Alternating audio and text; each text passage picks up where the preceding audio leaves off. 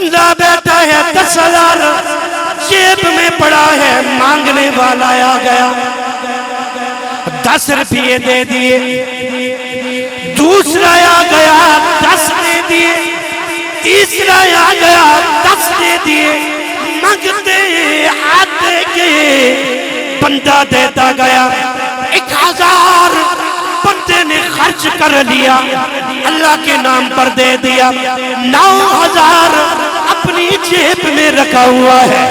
اس کو لوگوں سخاوت کہا جاتا ہے، سخاوت کہا جاتا ہے۔ یا بندے کے پاس 1,00,000 ہے، 50,000 رب کے نام پہ دے دے،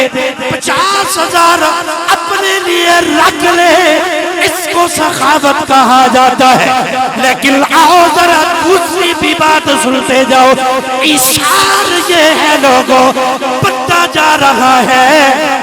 نام ہے اس کا علی المرتضی، بندہ جا رہا ہے، نام رکھ لو، کوئی بھی نام رکھ لو، نام رکھ لو، صدیق اکبر نام رکھ لو،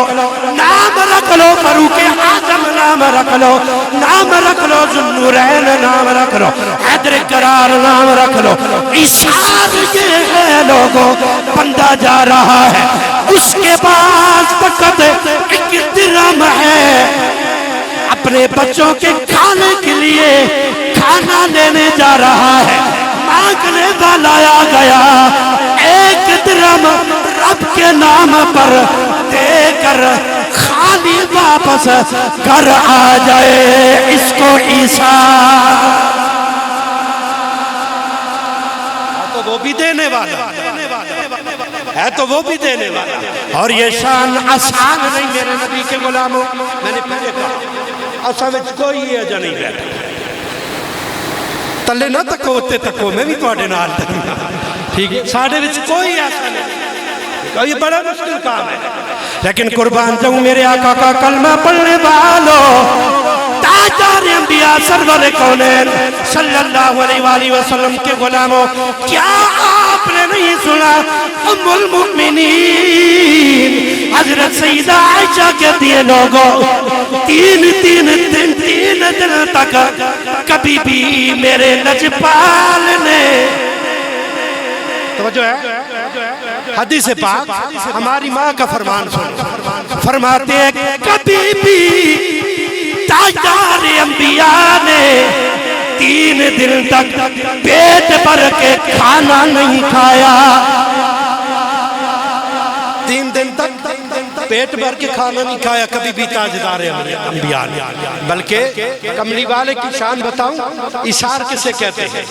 کملی والے سے ہی سیکھا ہے صدیق اکبر نے رضی اللہ تعالیٰ، کملی والے سے ہی سیکھا ہے فاروق اعظم نے، کملی والے سے ہی سیکھا ہے مولا علی نے، کملی والے سے ہی سیکھا ہے غوث جلی نے، کملی والے سے ہی سیکھا ہے داتا علی نے۔ سنو حضور جا رہے ہیں، بلکہ میں پیار سے پڑھتا ہوں، ذرا توجہ رکھنی ہے، بڑی پیاری حدیث میرے سامنے آئی ہے۔ تاجدار انبیاء تشریف فرمائے، صحابہ کا جرمت ہے، میرے آقا کی بارگاہ میں ایک منگتا آیا، منگتا آ کے عرض کرنے لگا، یا رسول اللہ، جو کچھ رب نے آپ کو عطا کیا ہے اس میں سے مجھے عطا فرمائیے، اس میں سے مجھے عطا فرمائیے۔ اب یہ بھی حالت ہے، یہ بھی رب کا نظام ہے، کملی والے کے پاس کچھ بھی موجود نہیں، تاجدار انبیاء نے صحابہ سے پوچھا بتاؤ تو صحیح تمہارے پاس کچھ موجود ہے؟ صحابہ عرض کرتے ہیں یا رسول اللہ ہمارے پاس بھی کچھ موجود نہیں۔ تاجدار انبیاء فرمانے لگے اے میری بارگاہ میں آنے والے منگتے، جا فلاں یہودی کے پاس چلا جا، اس کو جا کر میرا نام دے، میرے نام کا قرض لے لے، جتنی تیری ضرورت ہے۔ بڑا پیارا جملہ ہے، جتنے مرضی نہیں لے لے، نام میرا لے جا کر آئے ہائے ہائے اس در پہ یہ انجام ہوا حسن طلب کا یار مزہ لے سکتے ہو تو لے لو تو اپنے من دی گل لیکن میرے پیر گل مکا دیتی ہے تھے اس در پہ یہ انجام ہوا حسن طلب کا جولی میری پر پر کے کہا اور بھی کچھ جولی میری پر پر کے کہا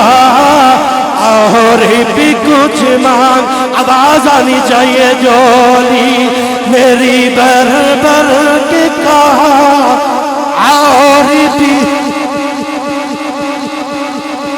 اتنی بڑی بادشاہی جا جو مرضی لے لے سمجھ لے بات حضرت عمر فاروق رضی اللہ تعالیٰ سنا ہے آپ نے تھوڑے سخت مزاج بھی تھے عرض کرنے لگے میرے آقا جو چیز آپ کے پاس موجود نہیں کملی والے آقا آپ اس کے مکلف بھی نہیں میرے آقا کا کلمہ پڑھنے والوں جب سیدنا عمر نے یہ جملہ کہا میرے آقا کے چہرے پر ناراضگی آ گئی پاس یار غار بیٹھے تھے عرض کرنے لگے کملی والے آقا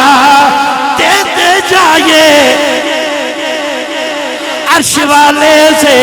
خدشہ نہ کیجئے یا رسول اللہ دیتے جائیے صدیق نے یہ جملہ کہا کملی والے آقا کے چہرے پر مسکراہٹ آ گئی تاجدار انبیاء نے فرمایا لوگوں یہی میرے رب نے مجھے حکم دیا ہے سونیا میں دیندہ جاواں گا تو اگے بندہ جا